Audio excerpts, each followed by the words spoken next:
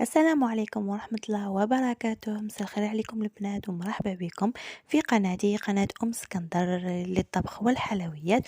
على بالي بلي طولت عليكم على الغيبة، سامحوني البنات. لكن في هذا النهار راح نقدموا هذه الوصفة تاع لي زامونتين. هذه الوصفة البنات بزاف بزاف بنينة وبزاف راقية في نفس الوقت، نديروها بمقادير اقتصادية. وفي هذا الفيديو راح نتعرفوا على كيفاش حتخرج لنا لاباط مقرمشة ونتحصلوا على حشو يعني يكون فريمون طري. اذا البنات قبل ما نبداو في الوصفه نتمنى انكم تشتركوا في القناه بالضغط على زر سابوني وتفعيل الجرس هكذا باش تلحقكم كل جديد الوصفات لأم اسكندر. وايضا البنات ما تنساوش تزورونا على موقعي على الانستغرام قاتو ام اسكندر، راح تظهر على الشاشه. إذا نبداو بسم الله وعلى بركة الله بالمقادير. راح ندير طريقة التحضير ونقول لكم في نفس الوقت المقادير. إذا البنات هنايا عندي الكاس هذا اللي نعرفوه كامل، كاس أم وليد، يقدر ب 200 مليلتر. درت هنايا شوفوا البنات هذا هو الكاس الأول. حندير هنايا 3 كيسان. هاد الكمية اللي حنديرها اليوم يعني حتخرج كمية لا بأس بها، حوالي 40 حبة هكذا. راح نبدا بالعجينه. هنايا ندير 6 مغارف تاع سكر غلاس. انا اللي يحب ينقص الحلاوه يدير 4 مغارف، انا هنايا راح ندير 4 ونص هكذا. فوالا، يعني الوصفه راح تلقاوها مكتوبه في صندوق الوصف، لكن طريقه التحضير راح تكون اهم. هنايا البنات ضفت الفانيلا، كما كتشوفون نصف مغرفه كبيره تاع الفانيلا ما تعادل مغرفه صغيره. راح نضيف هنايا رشه تاع الملح،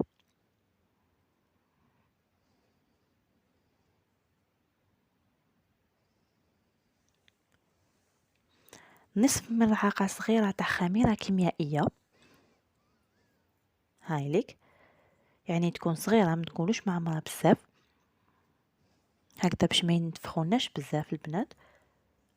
اذا نخلط كامل هاد المكونات الجافه.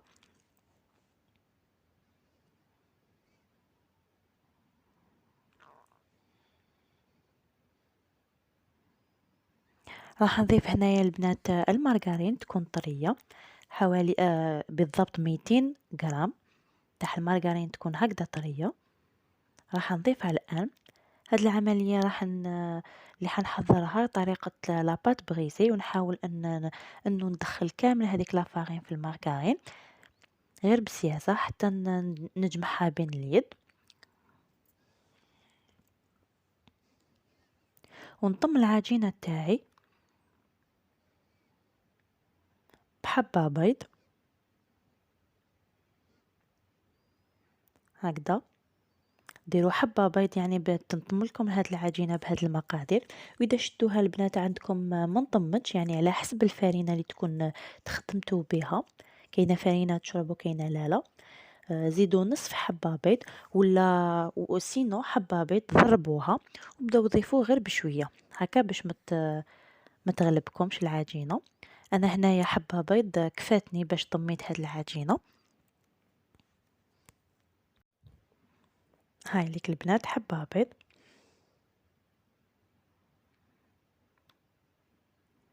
اذا البنات قلت لكم يعني ما كفاتكمش تقدروا تضربوا حبة واحدة اخرى وتضيفوا نص.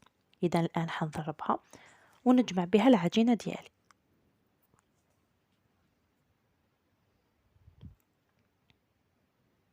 راح تكون كافية باش نطم بها هاد العجينة. البنات جامي تعجنوا العجينة، توجور طموها جست بين الاصابع بهذه الطريقة حتى نتحصلوا على عجينة ملسة ونحطوها تريح. هنايا انا ما خليتهاش كامل تريح، نخدم بها ديريكتومون، يعني نحطها في ليمول.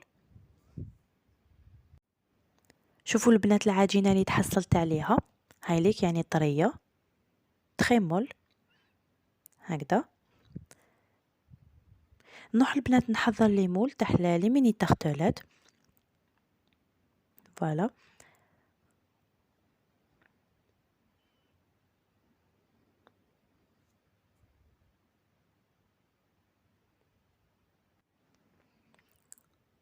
راح نجبد شوية عجينة حوالي 30 25 غرام، ونديرها في المول هكذايا، نسويها مع الأطراف بهذه الطريقة.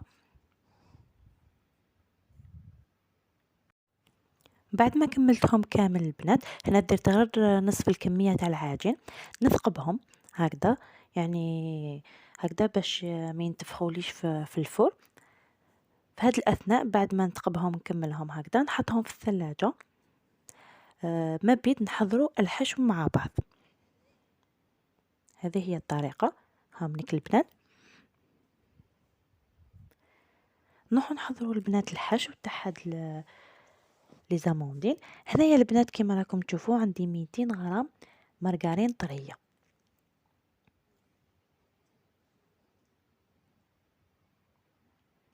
عندي هنايا كاس الا ربع تاع السكر العادي. هنايا بالنسبه للبنات اللي يحبوا الحلاوه، اللي يحبوا ينقصوا الحلاوه يديروا نص كاس. هنايا كاين سكر عادي.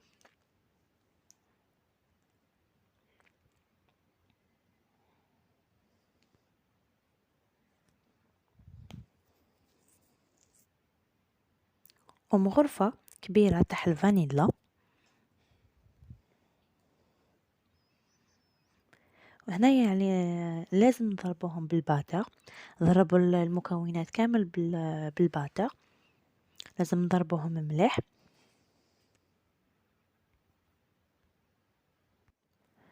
والسر هنايا البنات باش يخرجوا لكم هاد لي زامونتين، هاد الحلوى بحشو طري، لازم عليكم تضربوا مليح بالباتور حتى تشوفوا القوام تاع الخليط، يعني ولا فريمون خفيف وبياض. لو كان ما ضربوهمش مليح البنات، الحشو هذاك راح يخرج لكم يابس وما ينتفخ لكمش في الفرن. فوالا. بعد ما ضربت كامل المكونات حوالي 10 دقائق إلى 15 دقيقة، راح نزيد هنايا البنات البيض. هنايا عندي 2 حبات تاع البيض، كما راكم تشوفوا فيهم يكونوا صغار. انا حبات بيض صغار، اذا درتوا حبات تاع البيض يكونوا كبار ديروا حبه ونصف. دوك تشوفوا القوام تاع الخليط كيفاش راح يكون هكذا باش تكون عندكم فكره.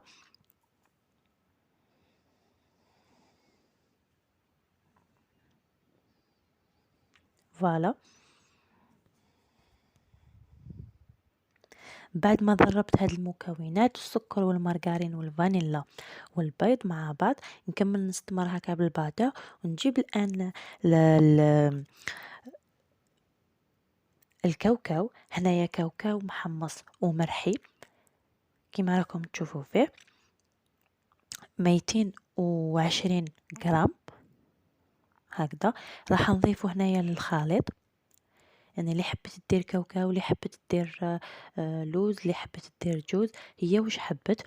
لكن هاد الوصفة قلنا وصفة اقتصادية وسريعة في نفس الوقت، ما تديش وقت باش نطيبوها هاد الكادو.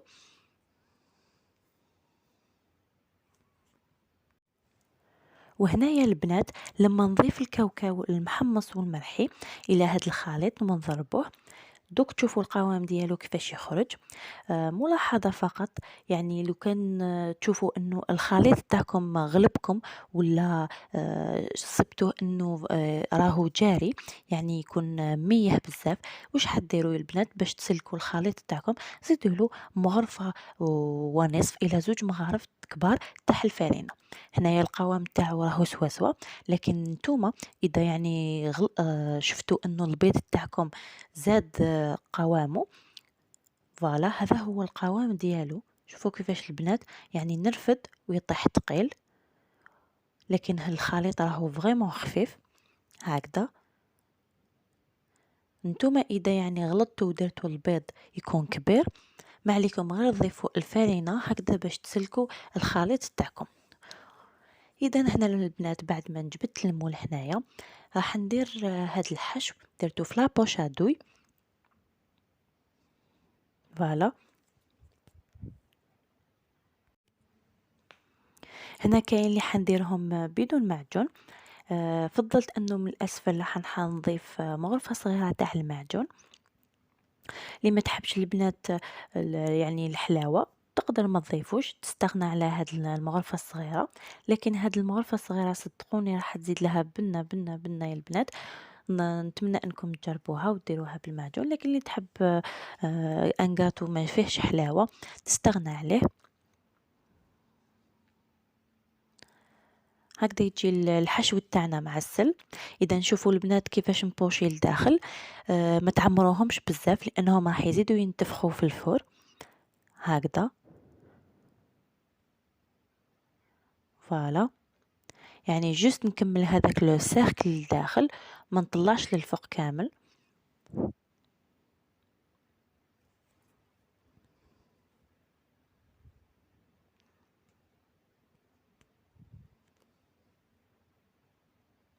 هكذا نجيب البنات لي زامون ديفيلي، ما يكونوش محمصين باسكو راح يزيدوا يطيبوا في الفرن.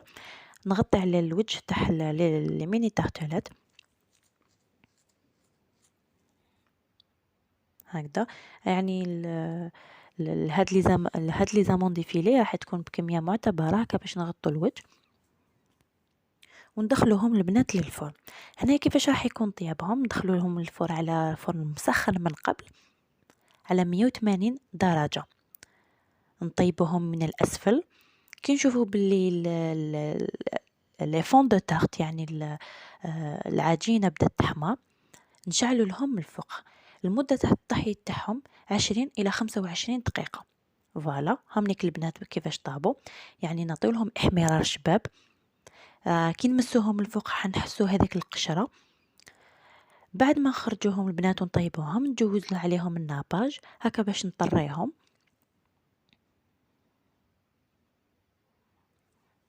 بهذه الطريقة. وأيضا راح نمد لهم من هذيك لابغيونس.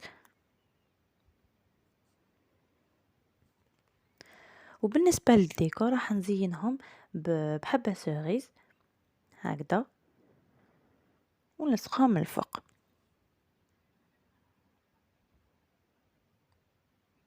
إذا البنات هذه هي الوصفة تاع نهار اليوم. راح نشوفوها مع بعض كيفاش خرج القوام ديالها. خرجت يعني ما شاء الله طرية تذوب في الفم، حتى انه هذاك الحشو من الداخل خرج معسل، وهذيك لاباط خرجت كروستيونت. اذا البنات نتمنى انه هذه الوصفه عجبتكم تسيوها وتجربوها. ما تنسوناش بجيم لا فيديو، اشتراك القناه وتفعيل الجرس، وما تنسوش تبارطاجيو لا فيديو لاحبابكم واصدقائكم. اذا الى الوصفه القادمه ان شاء الله. سلام.